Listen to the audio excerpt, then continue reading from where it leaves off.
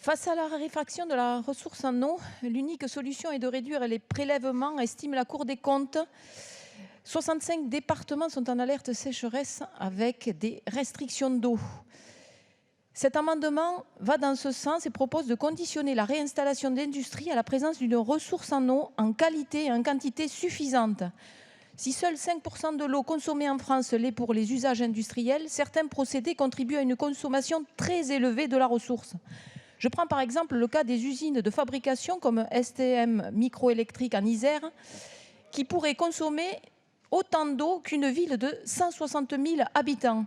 Il s'agit d'abord d'une approche écologique, alors que la France connaît en 20 ans une baisse de son eau disponible de près de 15%, du fait notamment de baisse de précipitations et d'accroissement de l'évapotranspiration. La pression sur les milieux est forte. La pollution des nappes inversement proportionnelles à leur niveau et une utilisation accrue de l'eau ne peut être acceptée dans des territoires où la ressource est manquante.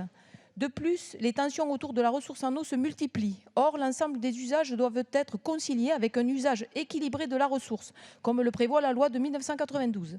De ce fait, un projet qui viendrait s'installer dans un territoire mais mettrait en péril la ressource en eau pour les autres usages tels que l'agriculture, l'eau potable, l'assainissement, ne pourrait être accepté. Enfin, il s'agit d'une logique économique.